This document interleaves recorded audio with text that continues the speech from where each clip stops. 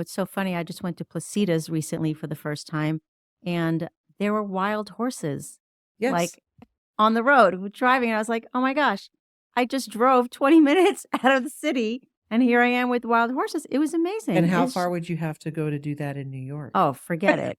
That's my point, is you I'd have can to go to a whole nother city. Right.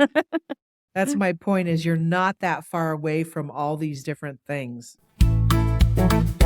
Live love, New Mexico, where dreams take flight. In this land of sunshine, our hearts ignite. Hey now, how's it going, everybody? Welcome to our new podcast called Live Love New Mexico. I just wanted to let you all know what our kind of plan is for this new podcast. Obviously, you have the podcast with Tracy and Tigo Venturi that you can watch on a weekly basis, where they cover all of the minutia of real estate, from market facts to neighborhood highlights and all of the numbers in between that Tigo likes to give you. But we're actually looking to let our team have a little go at this podcast game and make sure that we're providing an umbrella of real estate information for everybody out there that's looking to buy or sell. Please welcome, I have with me today our first two guests on the show. I've got Lisa Pino. Go ahead and introduce yourself. Hello, everybody. And I've got Sonia Calvert here, who is a new member of the team. Go ahead and introduce yourself as well. Hey there, everybody. Now, just let's get a little icebreaker going. Lisa, what's your favorite part of being a real estate agent? How long you been with the team? Give us some background about you. I'm going on about 9 years with the team. I was born and raised in New Mexico and lived in Northern California for about 18 years, and then moved back to the New Mexico area, and love real estate, love helping people find their forever home and helping them either navigate investments, finding, like I said, their forever home, and just helping one person at a time find their dream. Great. And Sonia, how about you? How long have you been in the industry? Why don't you give us a little bit about yourself? Tell us about how you made it into New Mexico. Okay. I have been in real estate for about 4 years now. I'm originally born and raised in New York, lived in LA for 30 plus years, and then did a small stint in Bellingham, Washington for 3 years, and I moved here in June. I have visited here several times because my daughter Madison lives here for the past about 5 years. And yeah, I love real estate as well. I love helping people. I feel like sometimes we're like dream makers. We make people's dreams come true. Yes, we do. Home ownership is a big deal, and I just love helping people find their forever home. Absolutely. Home ownership is such a huge deal. As Tigo always tells us, the number one way to create wealth in this country is still through home ownership, through purchasing and investing in real estate. So let's go ahead and dive into it, because that's what we want to make sure that our listeners are able to do, both buy and sell with confidence, either using the expertise of one of our agents that's here today or just the help from the team itself. Let's go ahead and get into it. I've got a few fun little educational topics that we're going to cover today. So our headline topic for the day is out-of-town buyers, which perfect because we've got two great realtors that have both not only lived in Albuquerque and helped buy and sell homes in Albuquerque, but they're also coming from larger cities across the country, having lived in California, having New York. So we're going to find out what the best advice is for people who are. So Lisa, let's start with you. What's the number one thing an out-of-town buyer should know before even thinking about making the leap?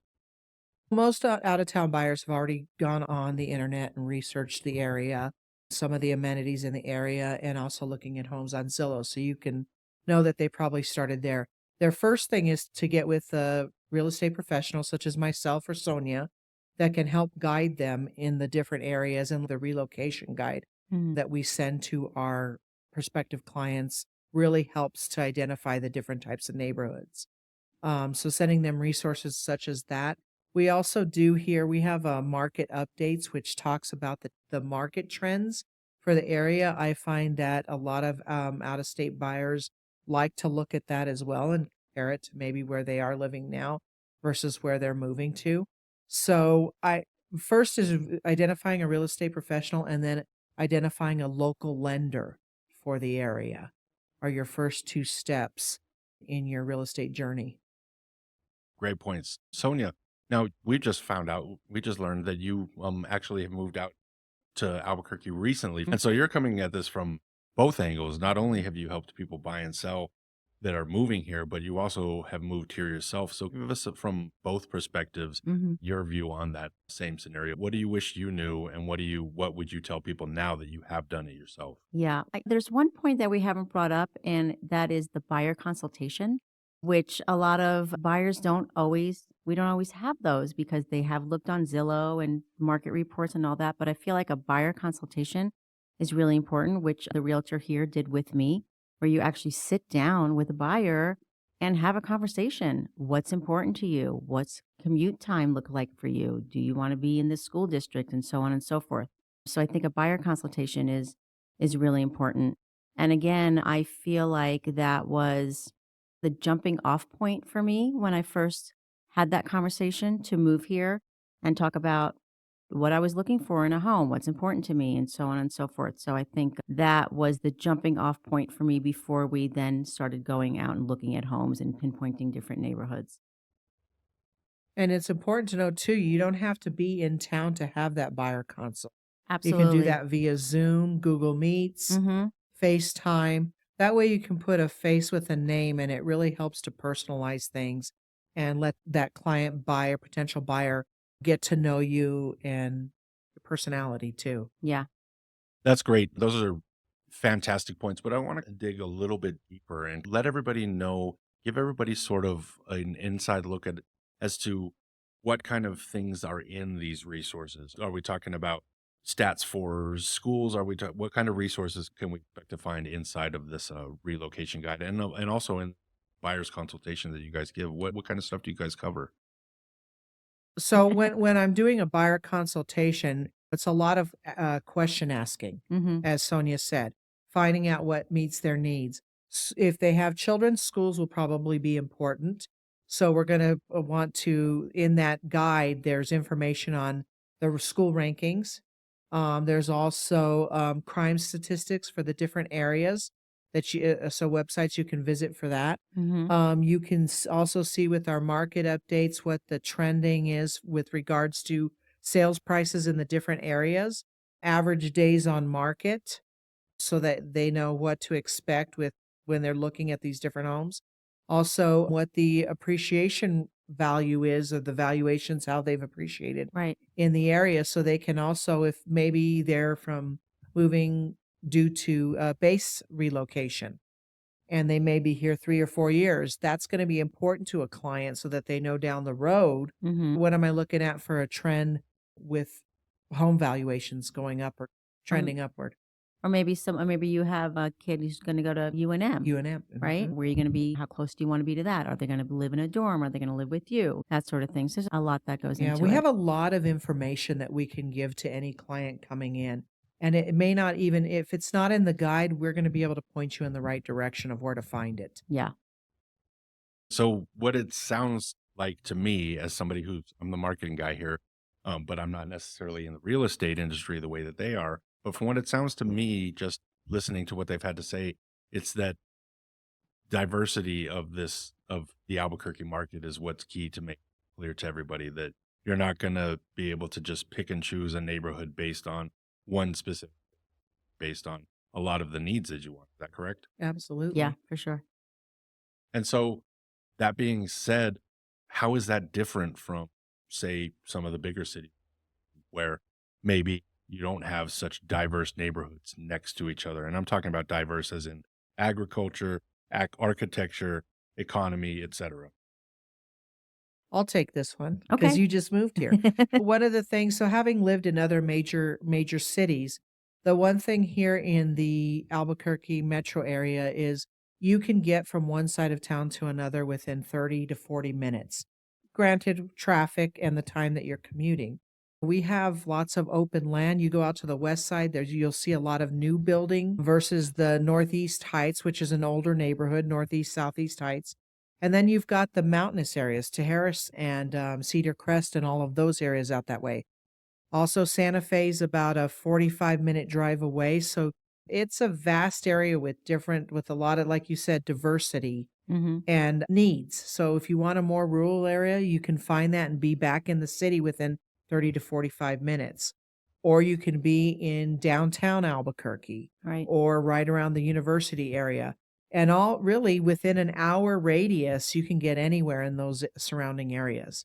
It's so funny. I just went to Placitas recently for the first time, and there were wild horses Yes. like on the road driving. I was like, oh my gosh, I just drove 20 minutes out of the city, and here I am with wild horses. It was amazing. And how far would you have to go to do that in New York? Oh, forget it. That's my point is I'd have to go to a whole nother city. Right.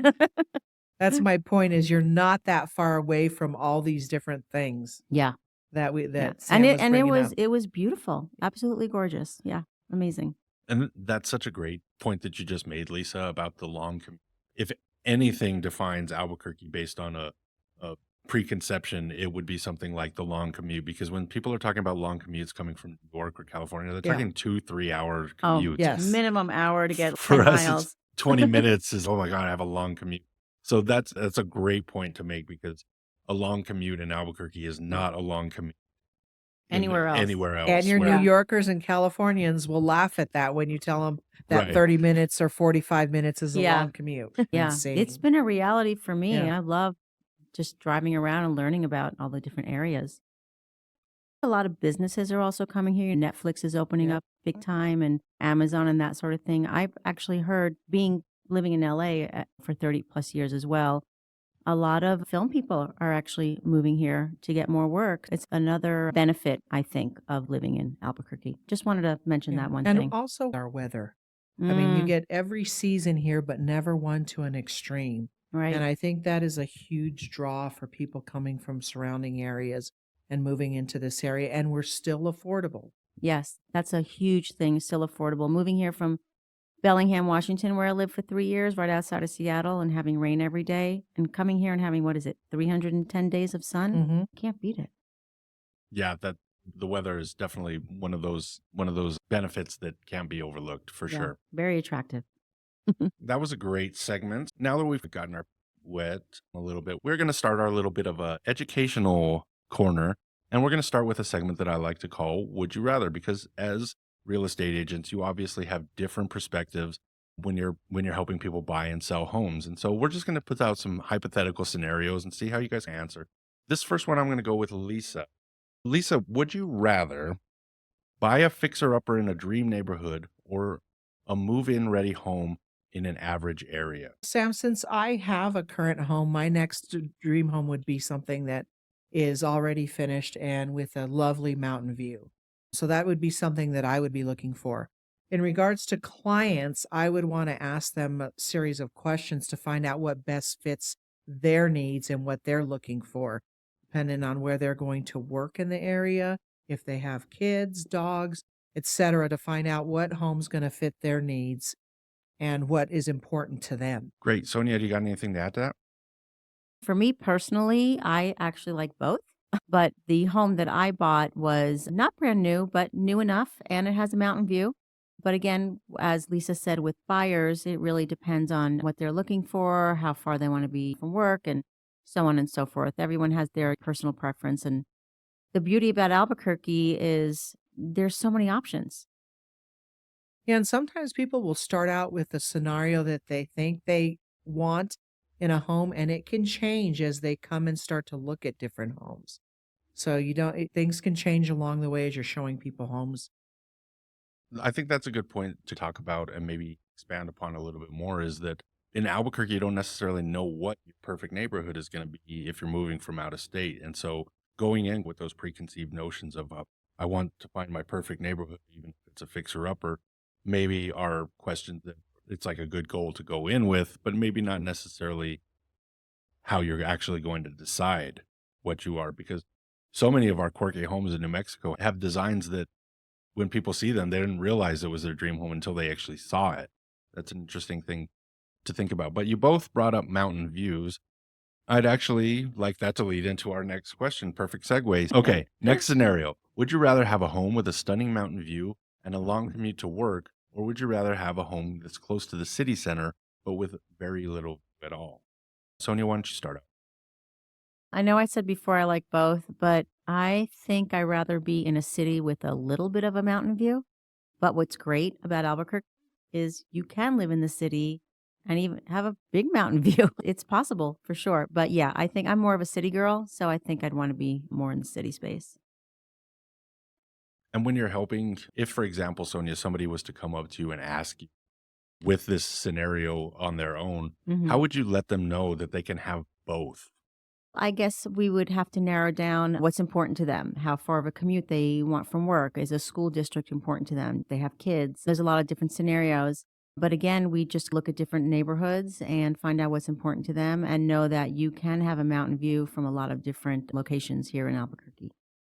Great. Lisa, what's your perspective on this? That's a good point. When she said she'd want something that is city center, in downtown area, UNM area, they've started building, and there's existing townhomes and whatnot that are high rises, which will give you that mountain view from certain areas.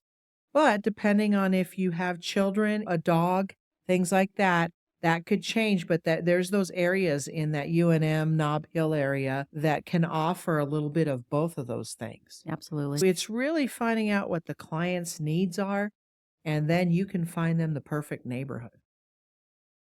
Just piggybacking off that, Lisa. Well, would you say that it's you've found in your experience with people who are moving from out of state that they come into it thinking about, oh, I want this scenario, and then you're able to take what they want and find something that maybe they never would have gone for, but it checks those boxes in different ways than they have, because that seems to be the theme around Albuquerque. So many different types of homes inside the neighborhoods as well. You've got different architecture styles depending on if you're in Old Town versus the Heights, etc. So what do you think about something like that? I've worked with both clients in both scenarios where some people have visited here and they fell in love with the city and are wanting to move here and know exactly what neighborhoods they may want to live in. And then I've had people that have never been here, maybe moving to relocate to Kirtland Air Force Base, for instance, and they've never been here. And we have something that's really helpful with that. We have a relocation guide, which describes the different types of neighborhoods, price points, amenities close to those neighborhoods, with also some other resources in that book that can help someone that's never been to Albuquerque before so they can make pinpoint maybe some areas that they're interested in, and then when they do make their trip out here, we can focus on showing them homes in those areas. Perfect. Sonia, anything to add? Yeah, me being a recent transplant That's right. to That's right. Albuquerque. I've only been here for a few months. And even though I said I did visit several times because my daughter's been living here for about 5 years, I really didn't know which neighborhood I wanted to move into. I did my research. I found the Venturi Realty Group and found a great realtor here. And she really educated me on different areas. We went and looked at a lot of different neighborhoods, found out what was important to me, and went from there. And I also used that relocation guide that's on our website. But really, having a real estate professional like someone on our team was incredibly helpful who really knew the neighborhoods and asked me the right questions. And I found a wonderful home that I love. I love my neighborhood. It's been great. Did your preconceptions change after you arrived here and started looking from what Yeah. you originally thought you would buy? Yeah, a little bit. Yeah. I thought for sure I was going to get maybe something more of an adobe and more of a city area. And because I'm, like I said, I'm a city girl, but I ended up on the west side in a newer home. But everything's so close here. Like I feel like I could get to the city, so to speak, Mhm. in 20 minutes. Yeah. So, And that's a good point because we have very southwestern type homes, and then we also have modern homes. right. So it depends on what someone's style or preference is. Some people fall in love with the southwestern look, Yeah. while others prefer the newer, more modern style. Yeah. Maybe I'll get a second home and it'll Yeah. be an adobe. Who knows? Thank you all so much for that information about relocating to Albuquerque. I want to wrap things up today with a segment we're calling Mythbuster Monday. We're going to separate real estate fact from fiction, and today we're tackling 3 popular myths. For the first one, the probably most prominent real estate myth that is still perpetuated for the last 4, 5, 6 all-time decades. You need 20% down to buy. Lisa, myth or fact? Myth. You want me to elaborate on that? Please I will elaborate on do that. that. Yes. So it is a myth. So one of the things that I said important is to have your professional real estate agent, such as us, Also, talking with a local lender and finding out what's best going to fit your needs. We have different types of loans, conventional, FHA, VA. Those have different requirements on the down payments. So, talking with and for VA buyer Usually may be able to get 0. in with 0 down. FHA, I've seen them at 3%, 5%, some of them at 0, depending on what package they have. And that's something that a local lender is going to go through with you, is what's going to best fit your need. Conventional typically is 20%, but you don't have to come in with 20%. You can come in with less, maybe using some of that. If you did have that 20% down, you could buy down points to get a lower interest rate, or you could put it towards your closing costs. So the local lender is going to be able to advise you based on what they see with your financial information, what's going to work best for you and what's going to fit your best needs. Then there's also new construction, which they can often play with interest rates and also have incentives. They have a lot of great incentives. Yeah. Yeah. So there's lots of different scenarios. So it's not a one size shoe fits all. Is what I Right. meant to say. Yeah. There's not just a one size shoe fits all. There's also great first-time homebuyer programs as Yes. well. Yeah. Also, first responders, Yes. doctors, Right. nurses. Yeah. So there's a lot of incentives. So speaking with a local lender is imperative just to get the best Yeah. scenario that's going to fit for your needs. And we have some great lenders that our clients are very happy Absolutely. with. Yeah. So we could always help with that as well. Excellent. And just to follow up on that, not to get too far into the nitty gritty of it, because obviously some of these questions need to be answered by the person who's putting your loan together so that they can pull things like credit. But just as a broad example, say somebody does have 20% down. Is it necessarily important for them to put 20% down, or is it possible, depending on the scenario, so we're just doing a hypothetical scenario, is it possible to get more out of your 20% than just putting a down payment? Yeah. Yes. Absolutely. I mean, it's a lot of people sometimes, if they have the 20% to put down, they might talk more about what they want their mortgage payment to be. They might not have to put down 20%, or they might even put down more. It really depends. What are some of the potential things that a loan officer could do with that 20% that isn't just necessarily a 20% down payment? Yeah, they Putting it can towards buy down closing. your rate, Mhm. which would therefore lower your mortgage payment based on the rate. But that can also happen with the 20% down because then you're financing less. That's why you have to talk to a professional loan officer, because they're going to look at those different scenarios. Mhm. Because when you're coming in with a conventional loan that's 20%, you're not putting 20% down. There is a private mortgage insurance that gets put on that. So Right. they need to calculate the different scenarios for you that may make sense. So somebody, I'm going to go back to the Air Force Base transfer again. Someone that may only be here for 5 years, but they don't want to rent and they want to buy a home, they may want to put the 20% down or put some of that and buy down their rate, because they will maybe not be able to bring down that private mortgage insurance, whereas someone with a longer loan, Mhm. it may make more sense. Yeah. Gotcha. That's great insight. Great insight. Okay. Myth number 2. This one's for you, Sonia. Okay. Spring.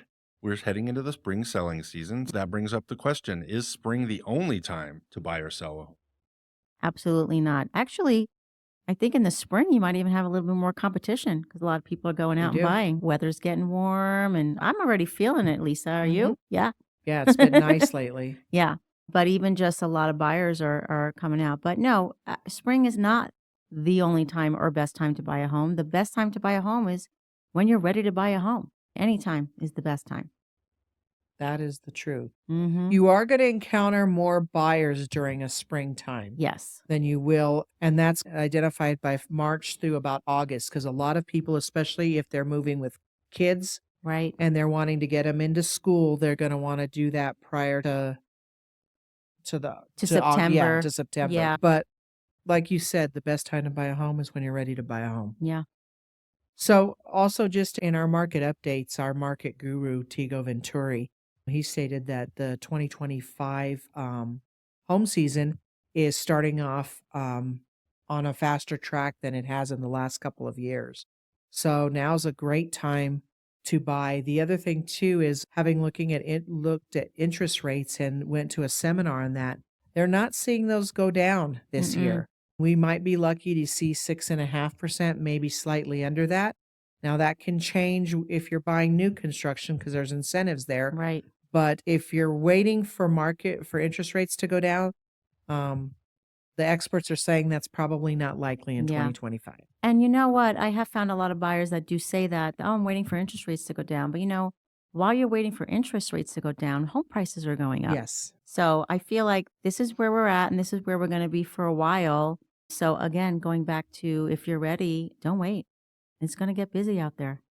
That's a great point because Tigo was making the point the same as similar to what you are, which is really the only way that we're going to go back to seeing home rates that are as low as they were during the pandemic is if we have another Yes. pandemic Oh, yeah. level. And we don't want that. And we don't want that. Yeah. So sitting around and waiting for it is a bit counterproductive, as Yes.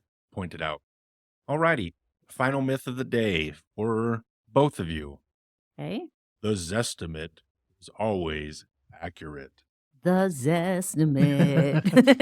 Keyword there is always, and that is not correct. It's not always No. accurate. Mm-mm. So New Mexico is a non-disclosure state. So you have to speak with a real estate professional to get the actual closing prices on homes. Right. Now, Zestimate has a formula and it may be more accurate in some areas. So it just depends on the areas, but you're going to want to talk to a trusted real estate professional to get the most accurate sales price information. Yeah. And they work on an algorithm. Yes. They don't know what improvements you may have done on your home. So yeah, it's definitely best to talk to one of us. So that being said, is it something that people should put into their kind of catalog of things they knew? Should they look at it as that isn't accurate at all? Should they use it as a stepping stone? How should they go about I using think the it should be Zestimate? taken with a grain of salt. And in terms of, and I think a lot of sellers look at this estimate to see Mhm. what they can get there for their home. But really, talking to a real estate professional like Lisa or myself, we do an extensive comparative market analysis and we look at your home and see any upgrades you might have done and compare it to other homes in the area, homes that are active, that have pended, that have closed. So definitely, I wouldn't count on this estimate. I would just take it with a grain of salt. And I'll just piggyback on that. I think that the Zestimate's kind of, I would say, a ballpark figure for you. So if you're looking Yeah. at different areas, it'll give you a ballpark range. Right. But before you get ready to write an offer on a home or you Mm. get ready to sell your home, you're going to want to get the actual data in regards to what the sales prices were on those homes before you make either of those decisions. And going back to, like you said, because it's a non-disclosure state, Right. you really need to know those numbers, and we could get you those numbers. That's a great point because in a non-disclosure state as we are, the Zestimate seems to probably more potential for off from what it would be in a place that is a or that is a disclosure state. So that's a great thing to bring up and something that a lot of people probably don't know. If you have any questions about myths that you are wondering about, you can always feel free to reach out to our team. We are the Venturi Realty Group of Real Broker, 505-448-8888. Sonia, why don't you go ahead and give everybody your contact information if they want to work with you? Absolutely. It's Sonia Calvert with a K, and my number is 505-207-0082. Perfect. And Lisa, go ahead and give us yours. And my name is Lisa Pino, and my phone number is area code 510-342-4398. Awesome. So we're going to come close to wrapping up the show today, but we want to make sure that we're not only your guides for real estate, but also your guides for around the city because we are all over the city on a regular basis, especially my broker friends here. They are pounding the pavement every single day. And so I would just like to find out what's going on around the 505. Lisa, Sonia, where are you guys sending people for lunch today? I have a couple of good ones. I have a couple too. Go ahead. You go first, Sonia. Okay. I really like the Flying Star. It's always good, no matter what location you go to. Great salads, great sandwiches, amazing coffee. I like the one in Los Ranchos because it's got those little shops there, a little bookstore and stuff. So I like to shop afterwards. And the other one I'm going to mention is Two Fools, the Irish food place on Central. really good stew, really good Irish coffee if you're looking for a nice afternoon warm up.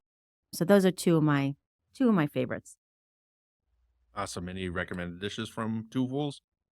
The stew, I don't know the exact name of the stew, probably called the Irish stew, Probably. but it's really good. And Lisa, where are you headed? So I love going into Corrales because we're just outside of Corrales here, our office. So I like to go to the Indigo Crow. And I love having their salads, which they have great salads. They do a lot of American fare. They do the typical lunch and then they do a dinner, but they also do a really lovely happy hour. Oh, I And haven't been yet. they have their handcrafted drinks, Mm. a little Kiva fireplace on a cold day, going in there and sitting by the fire. And they have some little appetizers. So it's a cute, they have an outdoor patio and they have an cute little inside area, but lovely place to go. I've only been there for lunch. I'm gonna have to check out Yeah. dinner. Yeah. And then the second one would be El Pinto, and that is a very popular New Mexican restaurant just over here off of, I believe it's 4th Street. And they have a huge patio. They do weddings there, a huge indoor area. Of people that travel like to go in there. We get a lot of out of town people, especially during the balloon fiesta. Yeah. And you can also take your own bottle of tequila in there and label it, and they'll make your margaritas with your bottle. Get out. I didn't So know that. that's a little, and they sell their own chili and salsa. So it's a great place to go in and have a nice, authentic New Mexican. Yeah, first meal. time I was there was when we had our Christmas lunch there. Yeah. I didn't know they had all that. Go into the bar area and you'll see all these bottles in these cupboards. All right, Lisa, we got to go then. That's awesome. I had no idea. You mentioned the chili, though. Why don't you give people a rating on the chili for El Pinto? Is it spicy? You know, a lot of the Mexican restaurants here will tone it down. And so if you ask your wait person, they'll tell you whether it's hot or not. Oh. Now, Sadie's tends to be a little bit on the hotter side, but the wait person will let you know. Okay. So they've toned it down for visitors because you get a lot of people coming from out of town to I'm try the still chili. getting used to Yeah. the spice myself. Absolutely. And just to throw one final suggestion out on my end, because tomorrow is Tuesday, if you're looking for a good spot for Taco Tuesday, I love Don Choche Tacos on 4th Street. Small little place right on 4th Street, coming close to Alameda. Great tacos. Really, you get 4 tacos for $15. It's great. They got cervezas, all the good Yeah. stuff. I had that We've for the been there first several time times. with Sam last week. Yeah. It was good. Very awesome. There it is. The first episode of Live, Love, New Mexico. All right, Lisa. We did Great it. job, everybody. High fives all around. You can find new content from us every week on our YouTube channel, and also check out our website, welcomehomeabq.com. We not only have this podcast, but we also have the flagship podcast featuring Tigo and Tracy Venturi. New episodes every week, market updates, market dives, neighborhood spotlights, everything you can look for. And of course, we're going to be covering all of the umbrella of Albuquerque real estate talk. So we hope that you join us, and we'll see you next. Thank you very much for joining us. Bye, everybody. Bye. Thanks for watching the video all the way to the end. We appreciate you. And please click subscribe. We'll keep you updated on what's going on with real estate in the Albuquerque area and New Mexico, and of course, across the entire country. Have a great one.